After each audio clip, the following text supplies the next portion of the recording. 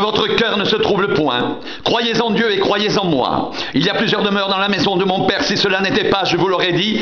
Je vais vous préparer une place, et lorsque je m'en serai allé, et que je vous aurai préparé une place, je reviendrai, et je vous prendrai avec moi, afin que là où je suis, vous y soyez aussi. Vous savez où je vais, et vous en savez le chemin.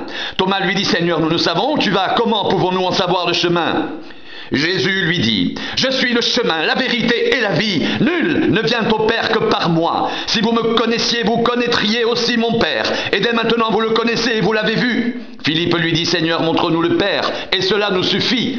Jésus lui dit, il y a si longtemps que je suis avec vous, et tu ne m'as pas connu, Philippe. Celui qui m'a vu a vu le Père. Comment dis-tu, montre-nous le Père? Ne crois-tu pas que je suis dans le Père et que le Père est en moi? Les paroles que je vous dis, je ne les dis pas de moi-même, et le Père qui demeure en moi, c'est lui qui fait les œuvres. Croyez-moi, je suis dans le Père et le Père est en moi. Croyez du moins à cause de ses œuvres. En vérité, je vous le dis, celui qui croit en moi fera aussi les œuvres que je fais, et il en fera de plus grandes, parce que je m'en vais au Père, et tout ce que vous demanderez en mon nom, je le ferai, afin que le Père soit glorifié dans le Fils. Si vous demandez quelque chose en mon nom, je le ferai. Si vous m'aimez, gardez mes commandements, et moi je prierai le Père, et il vous donnera un autre consolateur, afin qu'il demeure éternellement avec vous, l'Esprit de vérité que le monde ne peut recevoir, parce qu'il ne le voit point et ne le connaît point. Mais vous, vous le connaissez, car il demeure avec vous et il sera en vous. Je ne vous laisserai pas orphelin, je viendrai à vous, et encore un peu de temps, et le monde ne me verra plus.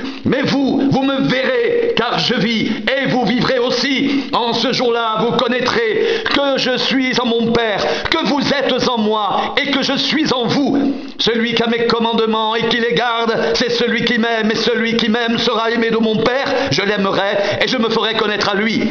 Jude, non pas l'Iscariote, lui dit, Seigneur, d'où vient que tu te feras connaître à nous, et non au monde? Jésus lui répondit, si quelqu'un m'aime, il gardera ma parole, et mon Père l'aimera. Nous viendrons à lui, et nous ferons notre demeure chez lui. Celui qui ne m'aime pas, ne garde pas mes paroles, et la parole que vous entendez n'est pas de moi, mais du Père qui m'a envoyé. Je vous ai dit ces choses pendant que je demeure avec vous, mais le Consolateur, l'Esprit Saint, que le Père enverra en mon nom, vous enseignera toutes choses et vous rappellera tout ce que je vous ai dit. Je vous laisse la paix. Je vous donne ma paix. Je ne vous donne pas comme le monde donne. Que votre cœur ne se trouble point et ne s'alarme point. Vous avez entendu que je vous ai dit, je m'en vais. Et je reviens vers vous. Si vous m'aimiez, vous vous réjouiriez de ce que je vais au Père, car le Père est plus grand que moi. Et maintenant, je vous ai dit ces choses avant qu'elles arrivent, afin que, lorsqu'elles arriveront, vous croyiez. Je ne parlerai plus guère avec vous, car le prince du monde vient, il n'a rien en moi. Mais afin que le monde sache que j'aime le Père et que j'agis selon l'ordre que le Père m'a donné, levez-vous, partons d'ici. Je suis le vrai cep, et mon Père est le vigneron. Tout sarment qui est en moi, et qui ne porte pas de fruit, il le retranche. Et tout sarment qui porte du fruit, il l'émonde afin qu'il porte encore plus de fruits. Déjà, vous êtes purs à cause de la parole que je vous ai annoncée. Demeurez en moi, et je demeurerai en vous, comme le sarment ne peut de lui-même porter du fruit s'il ne demeure attaché au cep. Ainsi, vous ne le pouvez pas non plus, si vous ne demeurez en moi. Je suis le cep, vous êtes les sarments. Celui qui demeure en moi et en qui je demeure porte beaucoup de fruits, car sans moi, vous ne pouvez rien faire. Si quelqu'un ne demeure pas en moi, il est jeté dehors comme le sarment, et il sèche, puis on le ramasse, on le jette au feu, et il brûle. Si vous demeurez en moi, et que mes paroles demeurent en vous, demandez ce que vous voudrez, et cela vous sera accordé. Si vous portez beaucoup de fruits, c'est ainsi que mon Père sera glorifié, et que vous serez mes disciples. Comme le Père m'a aimé, je vous ai aussi aimé. Demeurez dans mon amour. Si vous gardez mes commandements, vous demeurerez dans mon amour. De même que j'ai gardé les commandements de mon Père et que je demeure dans son amour. Je vous ai dit ces choses afin que ma joie soit en vous et que votre joie soit parfaite. C'est ici mon commandement. Aimez-vous les uns les autres comme je vous ai aimé. Il n'y a pas de plus grand amour que de donner sa vie pour ses amis. Vous êtes mes amis si vous faites ce que je vous commande. Je ne vous appelle plus serviteur, parce que le serviteur ne sait pas ce que fait son maître. Mais je vous ai appelé ami, parce que je vous ai fait connaître tout ce que j'ai appris de mon Père. Ce n'est pas vous qui m'avez choisi, mais moi, je vous ai choisi et je vous ai établi afin que vous alliez et que vous portiez du fruit et que votre fruit demeure, afin que ce que vous demanderez au Père en mon nom, il vous le donne. Ce que je vous commande, c'est de vous aimer les uns les autres. Si le monde vous hait, sachez qu'il m'a haï avant vous. Si vous étiez du monde, le monde aimerait ce qui est à lui.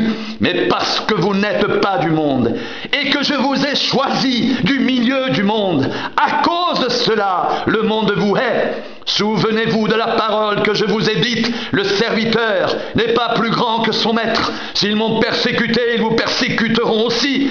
S'ils ont gardé ma parole, ils garderont aussi la vôtre. Mais ils vous feront toutes ces choses à cause de mon nom, parce qu'ils ne connaissent pas celui qui m'a envoyé. Si je n'étais pas venu et que je ne leur ai point parlé, ils n'auraient pas de péché. Mais maintenant, ils n'ont aucune excuse de leur péché. Celui qui me hait est aussi mon Père. Si je n'avais pas fait parmi eux des œuvres que nul autre n'a faites, ils n'auraient pas de péché. Mais maintenant, ils les ont vus et ils ont haï, et moi, et mon Père. Mais cela est arrivé afin que s'accomplisse la parole qui est écrite dans leur loi. Ils m'ont haï sans cause.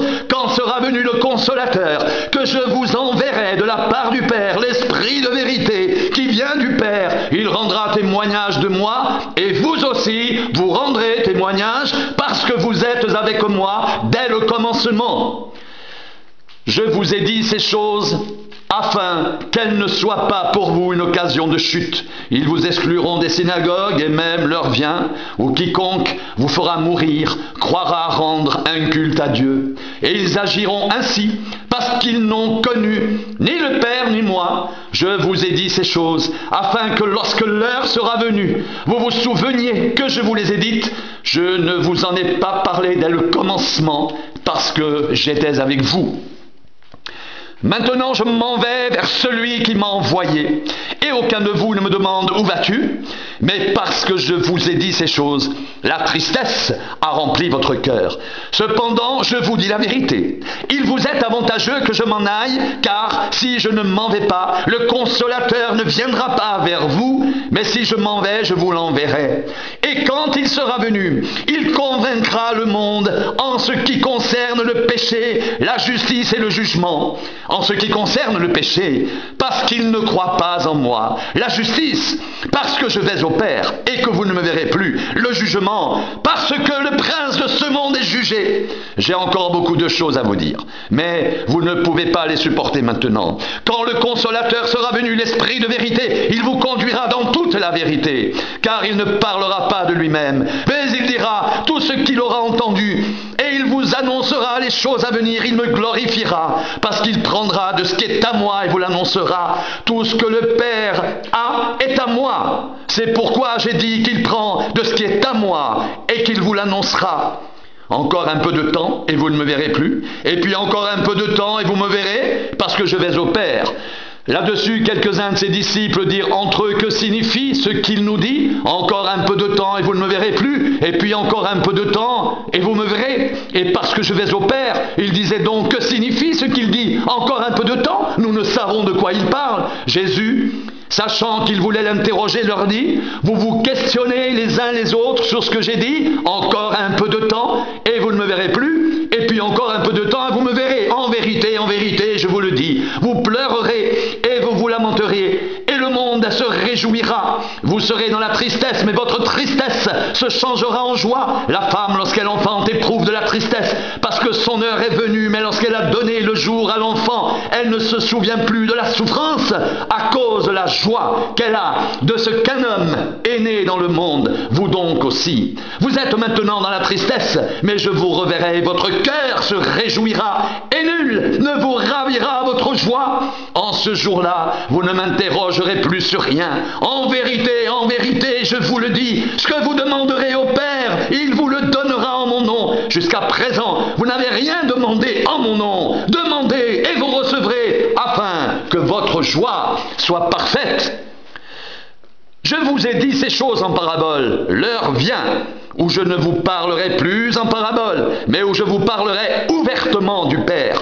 En ce jour, vous demanderez en mon nom, et je ne vous dis pas que je prierai le Père pour vous, car le Père lui-même vous aime parce que vous m'avez aimé et que vous avez cru que je suis sorti de Dieu. Je suis sorti du Père et je suis venu dans le monde. Maintenant, je quitte le monde et je vais au Père. Ses disciples lui dirent maintenant: tu parles ouvertement et tu n'emploies aucune parabole. Maintenant, nous savons que tu sais toutes choses et que tu n'as pas besoin que quelqu'un t'interroge. C'est pourquoi nous croyons que tu es sorti de Dieu. Jésus leur répondit: vous croyez maintenant? Voici l'heure vient, et elle est déjà venue, où vous serez dispersés chacun de son côté, et où vous me laisserez seul. Mais je ne suis pas seul, car le Père est avec moi. Je vous ai dit ces choses afin que vous ayez la paix en moi. Vous aurez des tribulations dans le monde, mais prenez courage, j'ai vaincu le monde. Après avoir ainsi parlé, Jésus leva les yeux au ciel et dit: Père, l'heure est venue, glorifie ton Fils afin que ton Fils te glorifie, selon que tu lui as donné pouvoir sur toute chair, afin qu'il accorde la vie éternelle à tous ceux que tu lui as donnés. Or, la vie éternelle, c'est qu'ils te connaissent, toi, le seul vrai Dieu, et celui que tu as envoyé, Jésus-Christ. Je t'ai glorifié sur la terre, j'ai achevé l'œuvre que tu m'as donné à faire, et maintenant, toi, Père, glorifie-moi auprès de toi même, de la gloire que j'avais auprès de toi avant que le monde soit. J'ai fait connaître ton nom aux hommes que tu m'as donnés du milieu du monde. Ils étaient à toi, et tu me les as donnés, et ils ont gardé ta parole maintenant. Ils ont connu que tout ce que tu m'as donné vient de toi, car je leur ai donné les paroles que tu m'as données, et ils les ont reçues, et ils ont vraiment connu que je suis sorti de toi, et ils ont cru que tu m'as envoyé. C'est pour eux que je prie. Je ne prie pas pour le monde, mais pour ceux que tu m'as donnés, parce qu'ils sont à toi. Et tout ce qui est à moi est à toi, et ce qui est à toi est à moi, et je suis glorifié en eux. Je ne suis plus dans le monde, et ils sont dans le monde, et je vais à toi, Père Saint. Garde-les en ton nom que tu m'as donné, afin qu'ils soient un comme nous. Lorsque j'étais avec eux dans le monde, je les gardais en ton nom. J'ai gardé ce que tu m'as donné, et aucun d'eux ne s'est perdu, sinon le fils de perdition, afin que l'écriture soit accomplie. Et maintenant je vais à toi, et je dis ces choses dans le monde, afin qu'ils aient en eux ma joie parfaite. Je leur ai donné ta parole, et le monde les a haïs, parce qu'ils ne sont pas du monde, comme moi, je ne suis pas du monde. Je ne te prie pas de les ôter du monde, mais de les préserver du malin.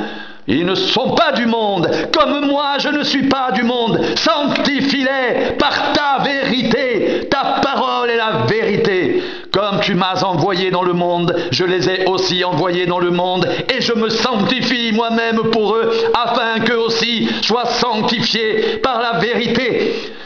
Ce n'est pas pour eux seulement que je prie, mais encore pour ceux qui croiront en moi par leur parole, afin que tous soient un, comme toi, Père, tu es en moi, et comme je suis en toi, afin qu'eux aussi soient un en nous, pour que le monde croie que tu m'as envoyé. Je leur ai donné la gloire que tu m'as donnée, afin qu'ils soient un, comme nous sommes un, moi en eux, et toi en moi, afin qu'ils soient parfaitement un, et que le monde connaisse que tu m'as envoyé, et que tu les as aimés comme tu m'as aimé. Père, je veux que là où je suis, ce que tu m'as donné soit aussi avec moi, afin qu'ils voient ma gloire, la gloire que tu m'as donnée, parce que tu m'as aimé avant la fondation du monde.